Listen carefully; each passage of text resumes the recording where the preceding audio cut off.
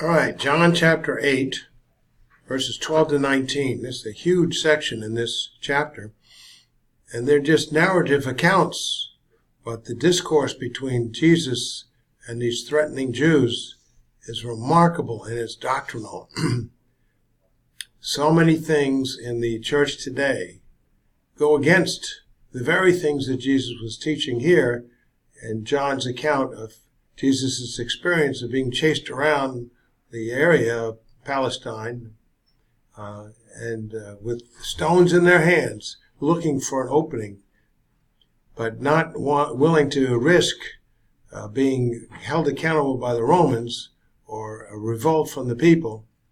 And Jesus constantly avoided until the end when he was to go to the cross. His time was not yet. So let's go to John chapter 8, verses 12 to 19, part 3. John chapter 8.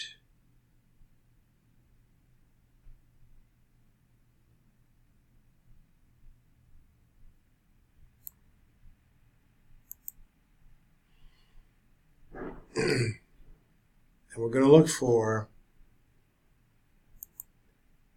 after all of the scribes. That's where we left off the last time.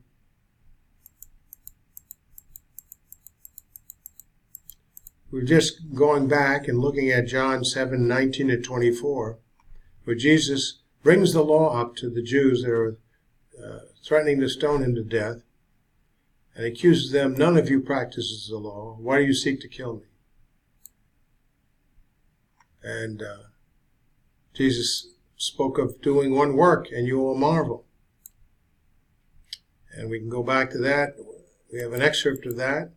The arguments are repetitive.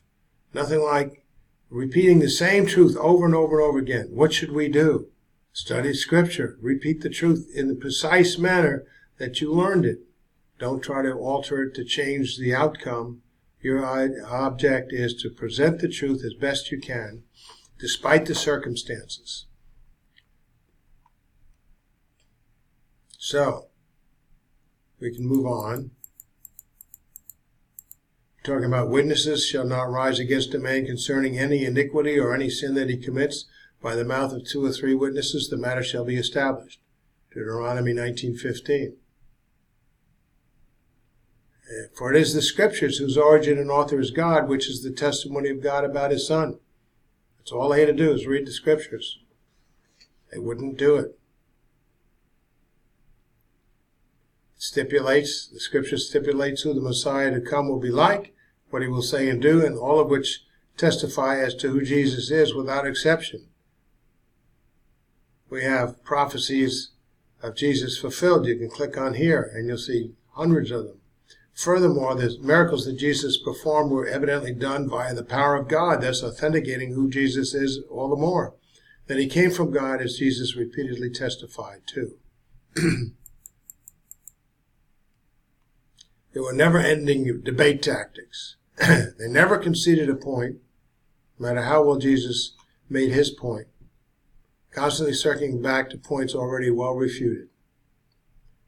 Look back, and then they resorted to another irrational, nonsensical personal attack by repeatedly asking, "Where is your Father?" And not, "Who is your Father?" But he kept telling them who he was. Everything Jesus declared about the Father was only true about God. And Jesus had clearly declared that when he was using the phrase, "my Father," he was referring to God, and the rulers demonstrated that they completely understood who Jesus meant, and he spoke the word, when he spoke the word, "my Father," the words. So, they're just looking to win the argument by the authority and the rocks in their pockets. But Jesus answered them, "My Father has been working," literally present tense, "until now, and now I have been working," present tense. John 5:17 and 18. For this reason, therefore, the Jews were seeking all the more to kill him, because he not only was breaking the Sabbath by healing that man, but also was calling God his own Father, making himself equal with God. So they knew. They just didn't want to lose the argument.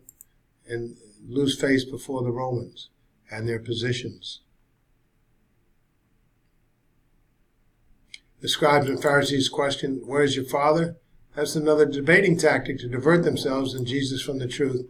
But Jesus answered, "You know neither me nor my Father. If you had known me, you would have also known my Father." Is that not confrontational? But it's the truth. It needs to be said. Can't walk away graying the area of the truth to get along with the people you're debating with.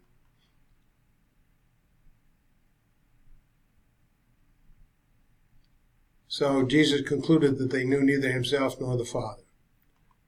It's interesting, they could have gone to Proverbs 30, verse 4. Who has ascended into heaven or descended? Who has gathered the wind in his fists? Who has bound the waters in a garment? Who has established all the ends of the earth?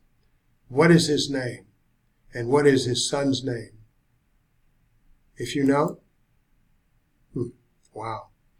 And what is remarkable is that the statement Jesus said to them, "If you had known me, you would have known my Father," also implies that knowing Jesus was knowing God, a claim Jesus was making to deity.